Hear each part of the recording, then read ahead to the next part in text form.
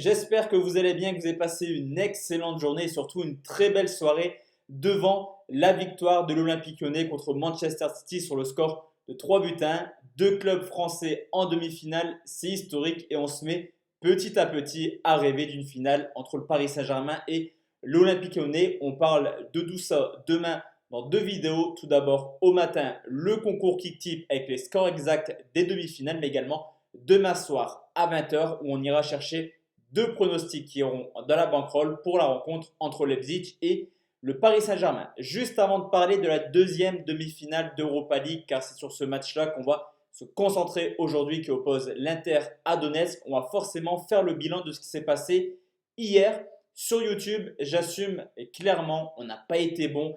On était parti sur Manchester City s'impose par au moins 2 buts d'écart et le but de Gabriel Jesus. Et je vous l'ai dit en début de vidéo, c'est l'Olympique Lyonnais qui s'est imposé sur le score de 3 buts à 1. Sur le canal Telegram, la montante ne passe pas également à cause de ce loupé complètement hystérique tout de même de Sterling, seul face au but, personne qui tire au-dessus. Cependant, en VIP, on fait plutôt une belle petite performance. On part sur Lyon, ne perd pas ou perd un but. On valide le but de De Bruyne, mais également la grosse value, le but de Cornet. Juste pour répondre à quelques commentaires, car je sais qu'ils vont apparaître lorsque je vais sortir la vidéo. Pourquoi sur YouTube je propose City par au moins 2 buts d'écart et sur le VIP on propose Lyon ne perd pas ou perd un but? Tout simplement car sur YouTube c'est entièrement mes pronostics. Je vous l'ai déjà dit, ça restera gratuit les vidéos sur YouTube et c'est mon ressenti.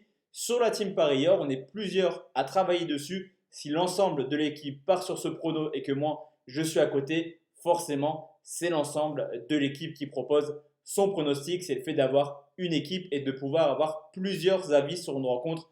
Force est de constater qu'hier ça a servi et clairement sur ce pronostic fun. Félicitations à tous et à toutes également ceux qui ont joué la victoire de Lyon côté à 16. Honnêtement, chapeau à vous.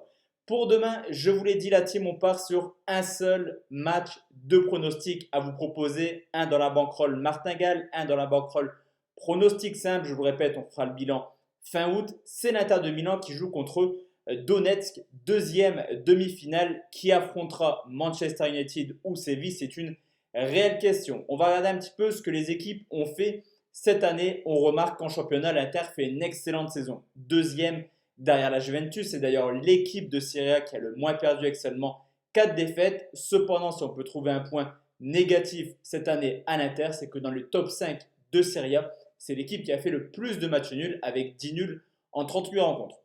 Du côté de Donetsk, alors certes, vous me direz également, c'est le championnat d'Ukraine qui est beaucoup moins compétitif que l'Italie, mais c'est tout de même une saison extraordinaire pour eux. Encore une fois, champion comme tous les ans, quasiment saison particulière, 26 victoires, 4 nuls pour seulement 2 petites défaites et 80 buts marqués déjà au niveau des championnats. C'est limite du 50-50 entre l'Inter et Donetsk. Le parcours en Coupe d'Europe, il est également assez identique. L'Inter s'est fait éliminer en Ligue des Champions en terminant troisième de sa poule derrière le FC Barcelone et le Borussia Dortmund.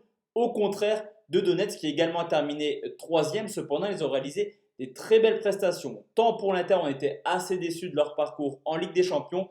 Pour Donetsk, c'est un autre délire. Tout de même, il y a quand même eu des belles performances. Je pense à un match nul contre Manchester City, une victoire à l'Atalanta Bergame. Et on a également une équipe de Donetsk qui a clairement surclassé ses adversaires en 16e, 8e et quart de finale en la personne de Benfica, de Wolfsburg, mais également de Bâle. Il y a eu 5 matchs joués et tout de même 14 buts pour les Ukrainiens.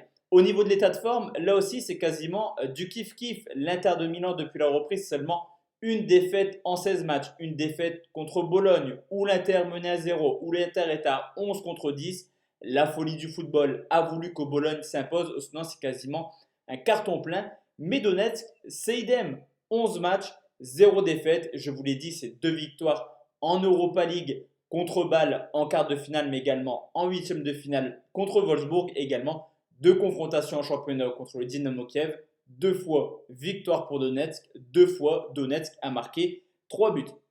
Historiquement, là aussi, l'Inter et la Coupe d'Europe, clairement, c'est un très beau mariage.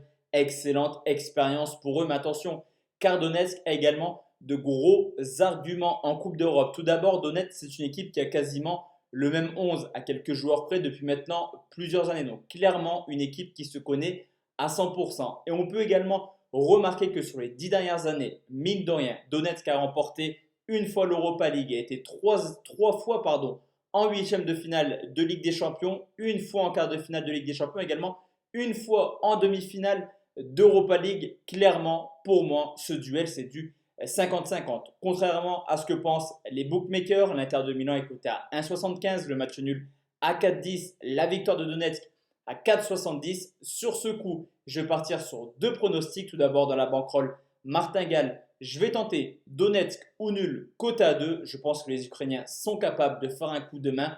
En pronostic simple, dans la bankroll, pronostic simple, on part sur un petit fun. Je vous invite pas à suivre. En tout cas, je trouve que c'est une cote extrêmement value. C'est tout simplement la qualification de Donetsk qui est tout de même cotée à 3.